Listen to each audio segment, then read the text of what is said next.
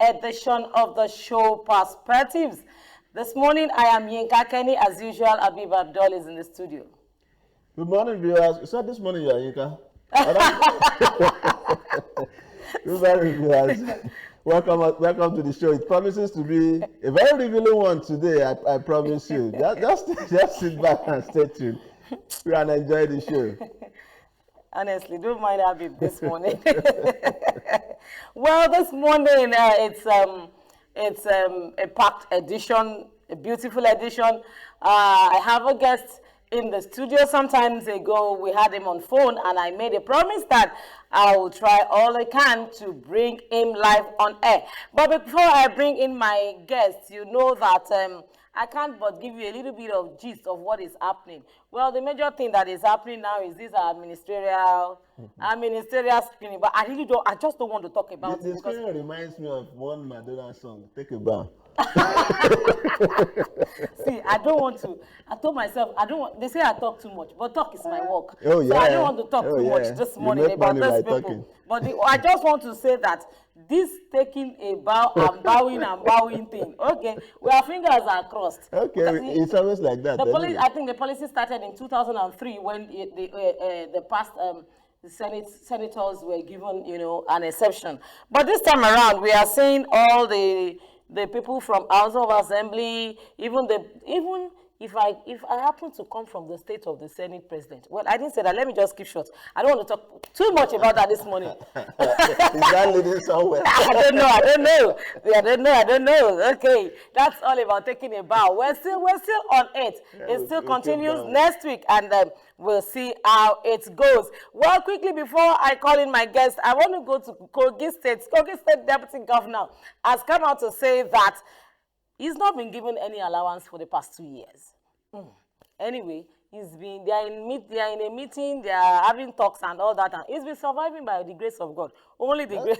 That's interesting. only the grace of God.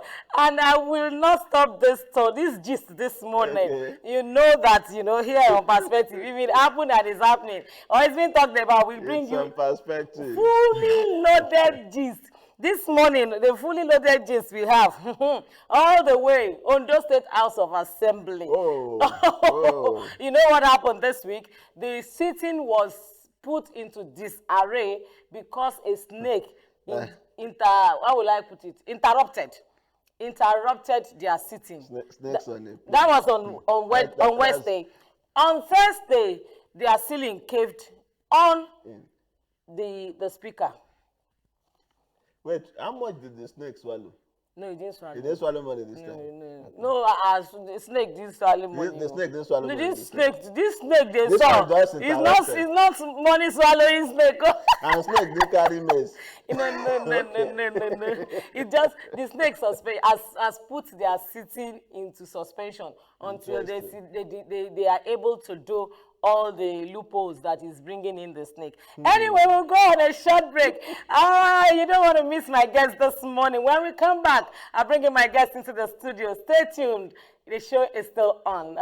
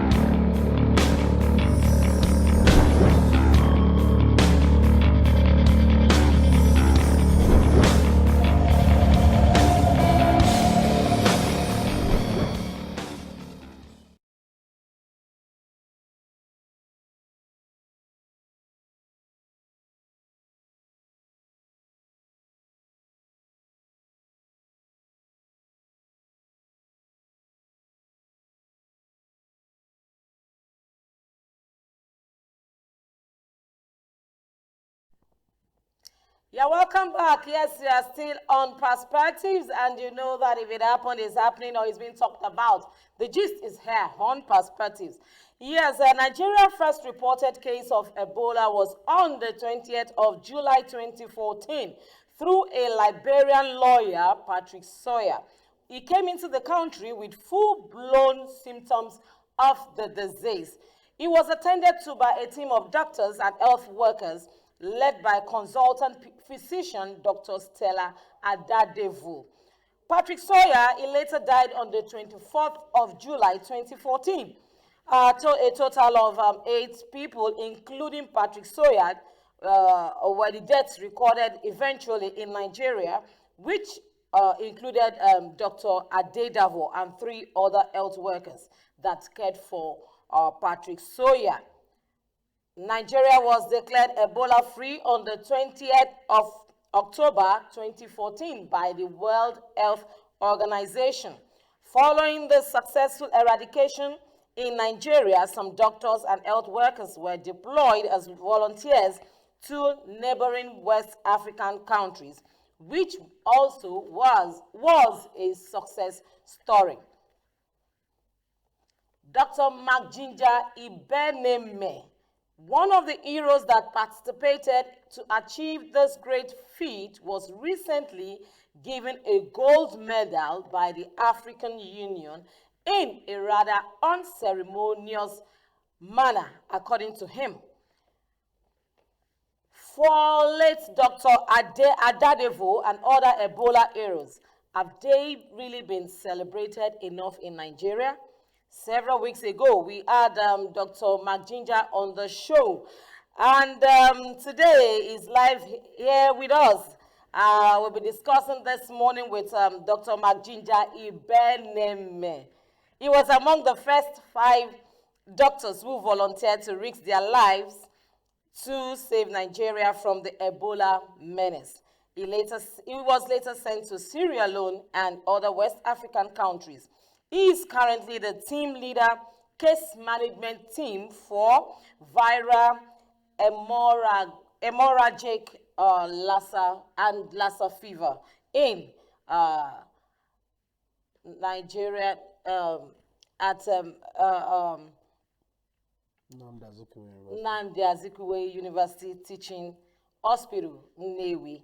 This morning I have with me Dr. Mark Ginger. Help me with that your name first. The Ibeneme. Good morning, Doctor. You're welcome onto the show. Good morning, Yuka. Thanks for having me. It's good to have you. Yes, it's my pleasure. Yes, can you just briefly tell us what happened? What went down? What was your experience like, Yes. especially when the scourge was, really on? The Ebola incident in Nigeria, I mean, we were all here when it happened, As a medical doctor, before that time, I never really had any concerns for Ebola. It was one of those esoteric diseases you hear about happening in remote African Countries. places. We have, in fact, I never read about Ebola before then.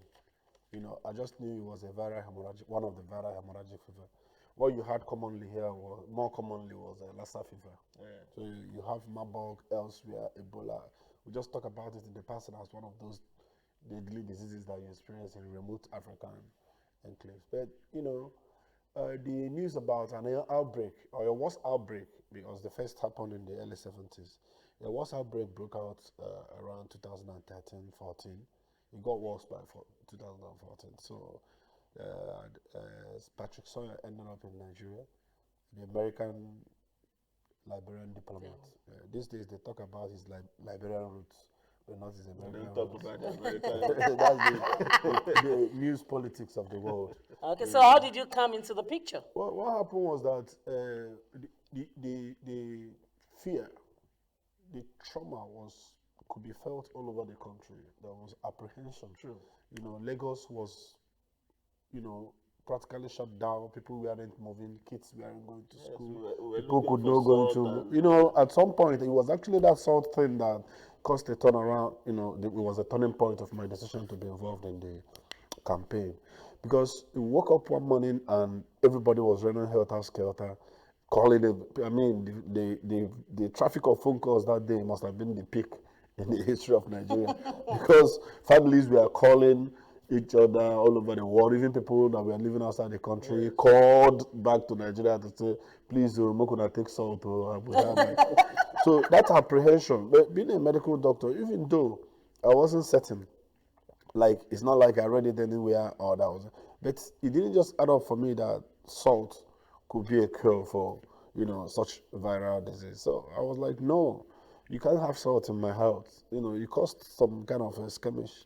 My parents were calling, my siblings, friends, even medical colleagues took salt. I was like, wow, this is huge. By the time it dawned on everybody that it was a hoax, more than 40% of Nigerians must have drank and battered Little salt. salt. So, and I know that quite a few persons died from that incident. People got salt overload, people who were already hypertensive, and But the remarkable thing was that the effect of Ebola killed much more people that didn't have Ebola than people that had Ebola, because at that point in time, hospitals began to reject patients. And remember that the Nigerian public hospitals were already on strike. It wasn't the ARD, I think it was the NMA. So the whole doctors were already on strike. So the patients had moved to the private hospitals, and then the private hospitals began to reject patients. So pregnant women in labor and who had fever, people who had malaria, people who had emergencies, people who had even bleeding from others, bleeding ulcer disease. So you can never be able to measure how much havoc that incident caused, because we are counting fatalities now. You just mentioned 8 persons, but far from it. Probably hundreds of thousands. We will never know, because people died. They couldn't. I remember that when we were even at the infectious disease center in Lagos here, they were dumping patients. You see families or relatives, caregivers, or even people who get referred out of hospitals. They just go to the IDC because you had malaria or because you had ordinary things, the things we were encountering long before Ebola came. So the apprehension, peaked at the point of that salt consumption. And I was like, lying down here on my bed, I'm not even safe. My family members are not safe. And I tried to track what was happening, and it was also obvious that it was mostly healthcare workers that were bearing the brunt of the disease. So at that time, about 90% of the admissions, the people who are reported to have contracted the disease were medical personnel, most especially doctors and nurses. And so I'm like, so you're not even safe, and you're kind, they are dying. It could have been you. Imagine you were in their shoes and nobody comes forth to render this assistance. So I just woke up that morning and I said, you know what, I'm going to do this. And I went down to Yaba. Getting there, I met another doctor, Dr. Ebo. He's now in the United States. I think he works with the CDC. So together we talked. Incidentally, we had met during our days scouting for, we had to do our internship, house management. So we decided to go in there. The security thought we were crazy. They tried to dissuade us, and we persisted. We explained to them that our colleagues were dying and we needed to do stuff. So they let us in. We went, met few other persons, like Dr. Boale, who works at the IDC. He was really involved, and a few other guys, we were introduced to Dr. David from the WHO and a few of the MSF guys. But at that point in time, Adedevo was already on admission, and Justin Angelon and a few others. So we got the training, and we commenced. I dare say that the nurses were bolder because we had more nurses available doing that stuff. A few guys came in from Irua, but the laboratory scientists and some of their nurses are from Irua Specialist Hospital, where they do the Lassa fever stuff. So we all teamed up, and began to attend to the patient. But we worked at the center. But I must say that the Lagos State Government Ministry of Health, especially the public health department, played a major role in the control of that disease. Because while we were the guys at the treatment center, probably starting the risk, at the face, but there were guys in the field who made sure that the spread did not continue. We were counting people who did the work. A lot of times we forget to mention that, contact tracing. Were curtailing. Yes, because their ability to actively trace contacts of suspected contacts, exposed persons, and follow them up to make sure that they didn't come down with Ebola, or that when they develop signs they were brought in. That was actually what stopped the spread of Ebola. Because we in the center, our job was pretty much simple, being a doctor, normal doctor, because there were no treatments. Let me just cut you a bit. I think we can pick one or two calls this morning. We might not be able to pick all your calls this morning, but I think we can pick one or two calls this morning because it's really interesting, and we still have a long way to go with him. It is the number to call is 0906-7575-260. I'd like my director to put the number on the screen. Maybe we can pick one or two calls this morning. We're still with Dr. McGinger. He was actively involved in the eradication of Ebola. And I tell you, he was also a volunteer that went out of the country. He was in Liberia, he was in Sierra Leone. Yeah. And at one point in time, he also caught the Ebola virus, and he had to quarantine himself, isn't it? I will tell you the story when the time comes. Okay, so we still have so much to give to you on the show. Okay, so you were saying that those that were outside were really doing so much work. It was. I saw Nigeria at its best. I couldn't have been more proud to be a Nigerian at that point in time, because there was this synergy. Everybody knew what he or she needed to do, and everybody did what he or she needed to do. For the first time in my experience, the Ministry of Health was, operated at its most optimum in terms of, planning and executing. I saw the essence of the NCDC, because they were themselves with the Lagos State Ministry of Public Health here, coordinated the activities, and it was the active surveillance that actually. Let's quickly take this call and okay. Let's hear what's okay, another one.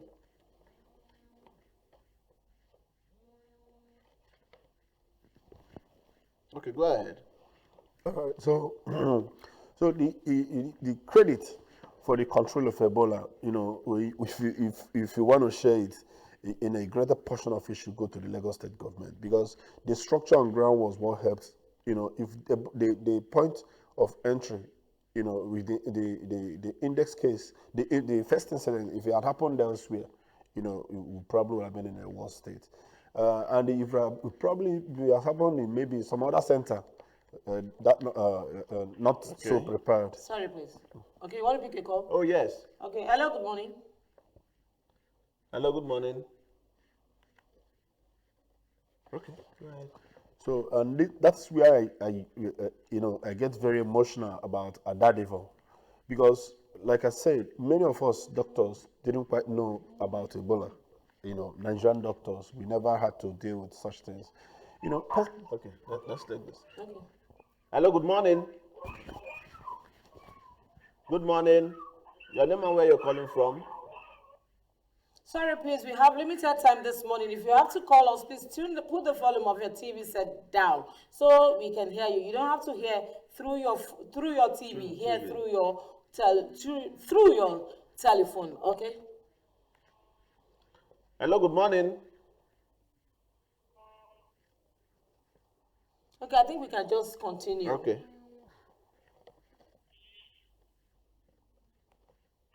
Hello, good morning.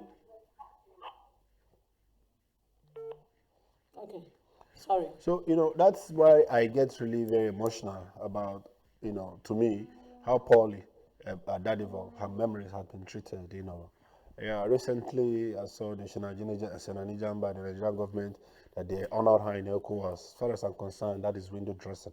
And of course, that was after what we wrote to complain about. Yes, it was after this. Yeah, so it was just, even though they had continued to ignore or play a deaf ear to what they should do, they hurried to ECOWAS to say they honored Stella Adadivo. As far as I'm concerned, I don't think it's enough.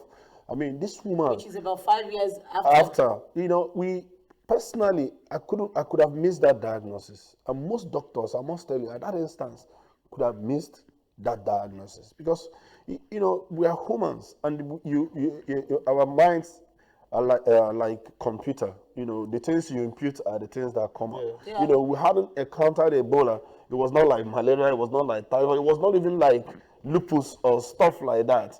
It was an uncommon thing.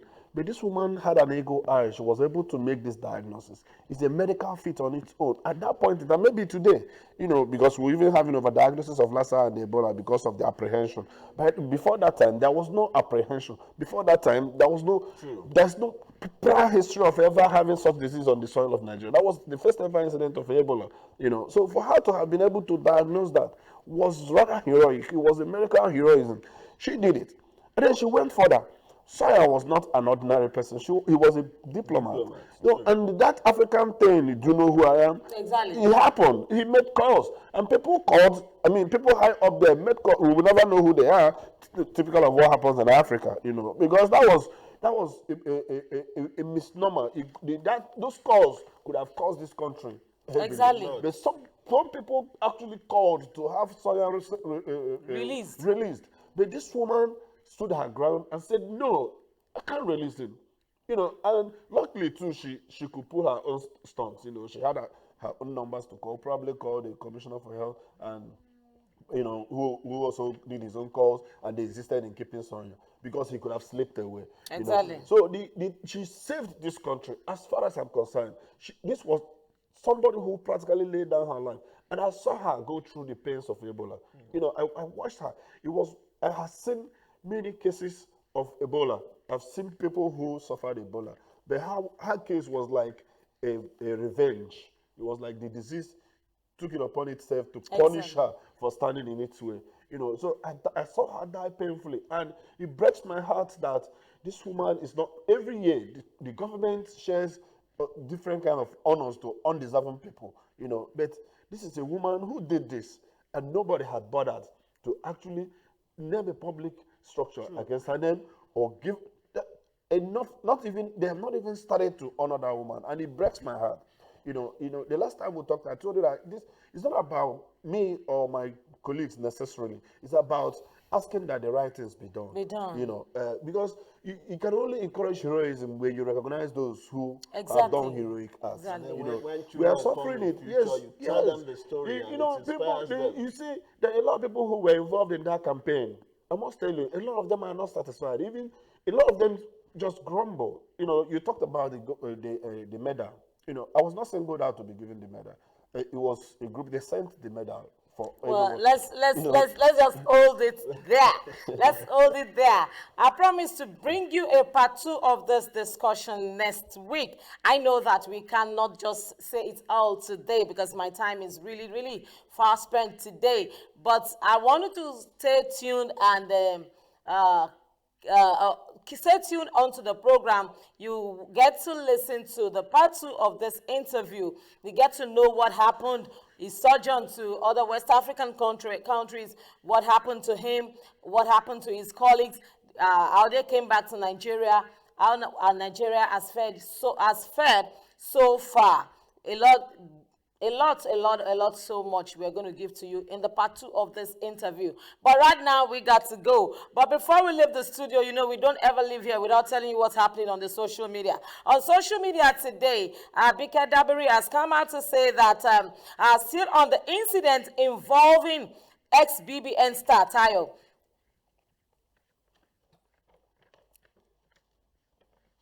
Upon update on Tayo Faniro, the matter in South Africa, our mission has petitioned and began pressing a case against the brutality of the police. IPID, the agency investigating the police, has commenced work on the matter. Our Consul General has also met with Tayo. That's the popular video that went viral about the ex-BBN Nigeria star that was harassed by the South of Crown Police. Yes, I think Nigeria government, they are doing something about it. Quickly, Abby, what do we have there? Okay, this one is coming from the Central Bank of Nigeria. The Central Bank of Nigeria sent a tweet and it says, milk importation is not banned.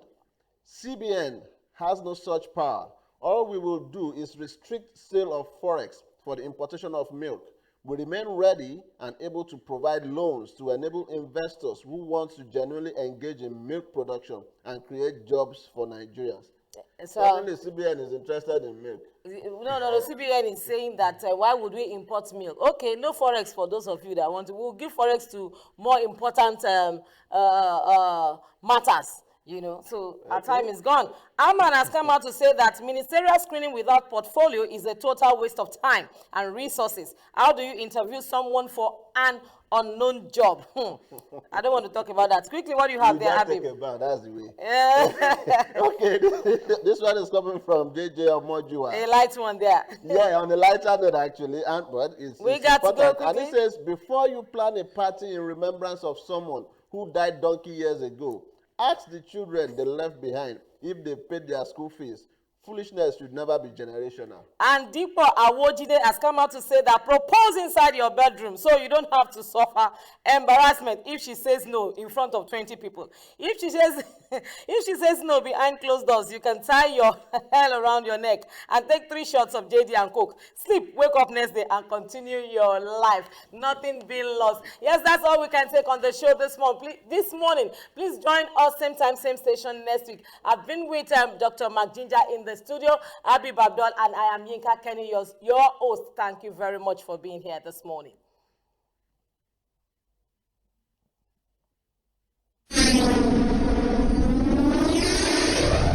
My people.